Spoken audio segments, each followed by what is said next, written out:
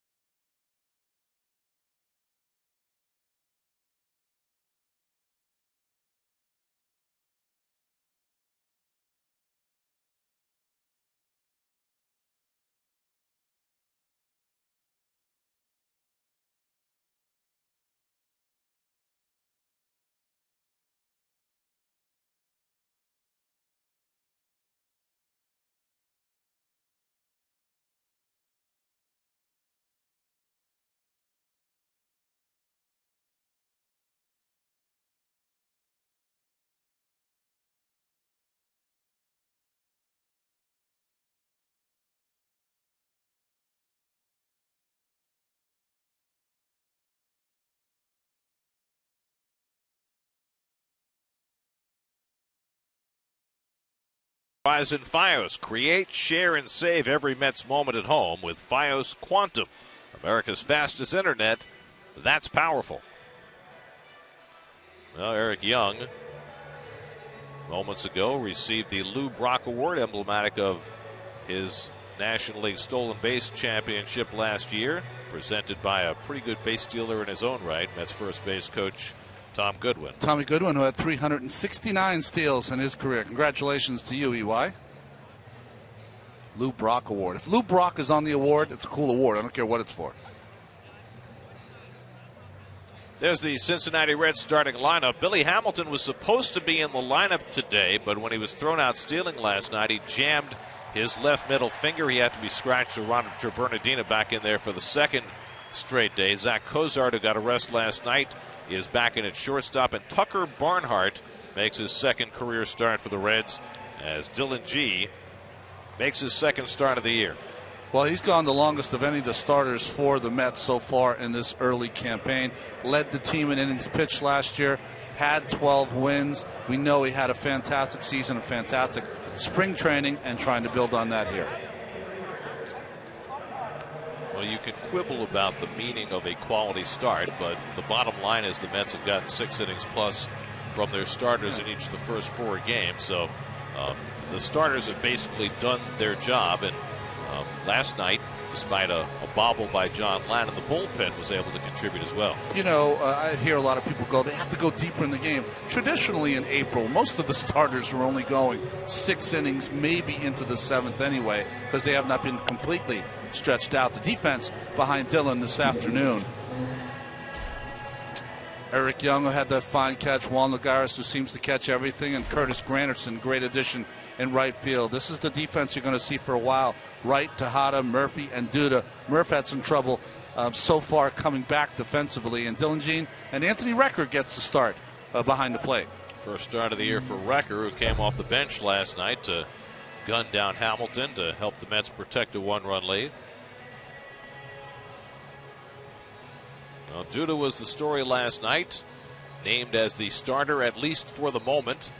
Responded with a pair of 2-run homers, which matched the number of home runs with men on base he hit all of last year. What I found interesting, and we were all talking about it last night, is that here he was given the job over a buddy of his and went out and just responded in that way. Terry should have that press conference every day. Well, there's something to be said for a guy having the comfort of knowing he's going to play every day. But then again, Lucas had that last September. Yeah, you're right. And never seemed as locked in as he did last night. So, that's one day, and we'll see whether he can build on that. Roger Bernardino leads things off for the Reds. Drew 3 walks in the game last night. And G's first pitch of the afternoon is in for a strike, and we're underway. Dillon got off to a marvelous start on Monday against the Nats, at one point retiring 15 batters in a row, and really picking up where he left off last year, where over the last 2/3 of the season he was almost as good as anybody in the league. And Bernardino swings at the changeup and misses 1-2. Unlike opening day when it was almost all fastballs in the first inning from Dylan G, already the third pitch, a good changeup. He threw 70% fastballs in his first start. Last year he averaged 54%, so it gives you an idea how much he leaned on that fastball on Monday.